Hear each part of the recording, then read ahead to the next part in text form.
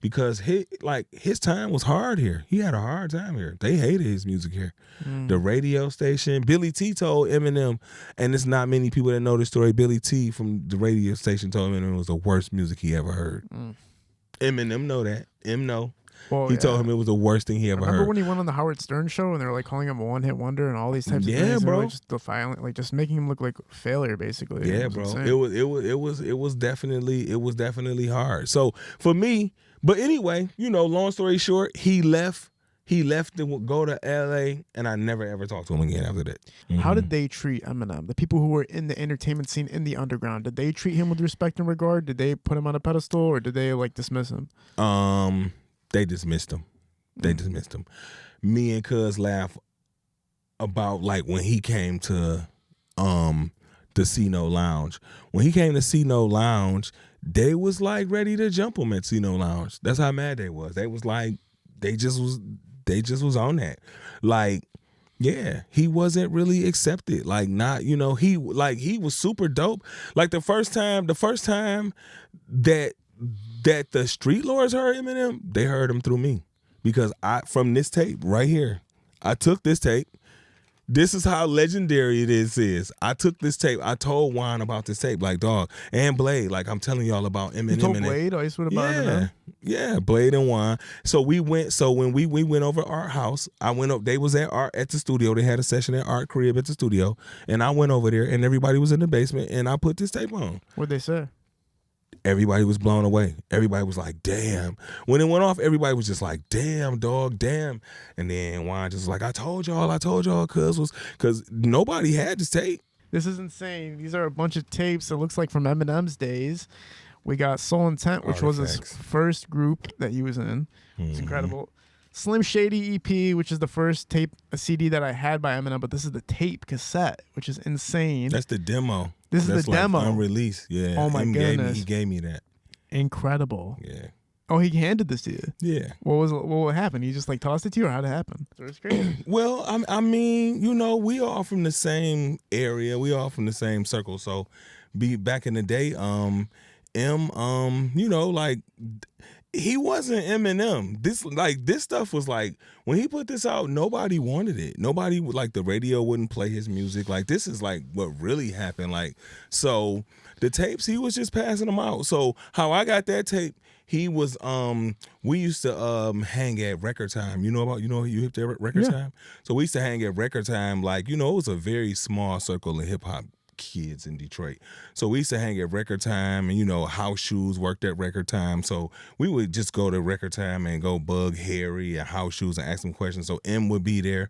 So, just one of the days he was up there, I just was up there, and he was up there, and he had the tape, and he was like, man, and I was telling him I had never heard Infinite. So he was like, man, I'm going to give you Infinite. He kept telling me he's going to give me Infinite when he saw me again. So that day I saw him, this was the in-store copy. He was dropping it off to them, and then he was like, no, Harry, I got to give it to my boy. So he gave it to me, and I kept it forever. I still got it. Incredible, man. And he gave me, he gave me this too. So this is how I met Eminem. I met Eminem through the Juggalo scene. Like, that's what a lot of people don't know. Eminem was a Juggalo too. We all was Juggalos. We all love ICP. Like, we all love ICP, dog.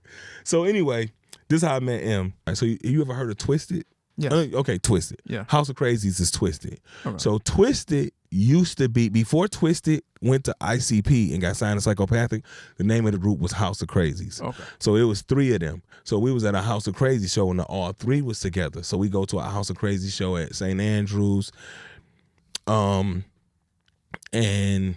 it's like, it ain't that many people there. It's like super empty. And they had a few opening acts, and it was this light-skinned guy, and he had a towel over his head, and he was doing this song, and it was like and I just never heard anybody rapping like that before. And he had 2 guys on the stage with him, and I was like, man, I never heard anybody rap like this before. So after the light skin got done rapping, I come down because I was in the rafters looking down at him. So I come down because he walking through the thing. So I come down to come meet him, and I realize it's a white person. and it's Eminem. And I'm like, this is a white person rapping like this.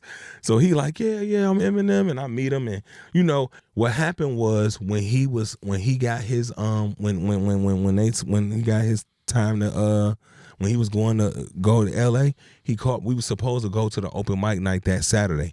He never came. So he called me the next morning on Sunday. And he was like, man, I'm sorry about last night. I know I stood you up. My bad, you know, da-da-da. He like, but I'm about to go to LA. He like, I'm about to go to LA and I'm about to promote my album from LA all the way back to Detroit. And he's like, if I don't get signed by the time I get back, I'm gonna quit rapping. With you knowing, this is the last question I'll ask about it because I know we got to get back to, I want to talk about you and your lineage because I know we got a lot to cover with that. But when it comes to Eminem and the scene not approving of him totally, besides obviously the D12 and the guys at the hip hop shop and whatnot, you know, there's a huge shadow that everybody talks about where they say, well, Eminem's not doing enough for the music scene in Detroit right now, in this time, in this era right now.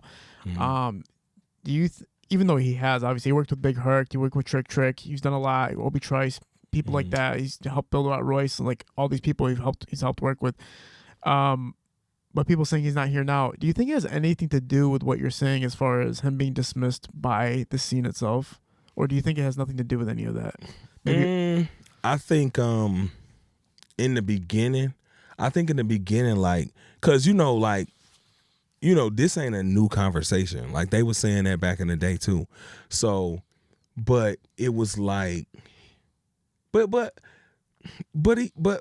Detroit is made up of two different sides though. You know what I'm saying? You had the street music and then you had the hip hop, you know, and he was on the hip hop side of music and he wasn't really on this side. So, you know, like back in the day, so let me say this, back in the day, it was completely segregated. The hip hop dudes did not with the street rappers. Like this how it was. It was completely segregated. That's why you don't hear Jay Dilla with no street. Like that's why you don't hear that. It was completely segregated really in Detroit. It was segregated. Like we didn't we didn't really cross paths really. So that's why like I was like, you know, that was one of the things I looked at when I, you know, made my sound and stuff. Sure. When you when Slaughterhouse is happening and you're a part of the sounds and everything that's going on with that, you're obviously again establishing yourself to a high volume because you're being recognized as part of a group that's signed to Eminem and everything like that, but also with the people a part of it. What's the next big move for you? How did you evolve yourself from that point? After that, I just kept making music. You know, I kept making music. Of course, I dropped a few freestyles over some beats, and then I started going downtown to the studio with my Uncle Paul Hill. I started going downtown to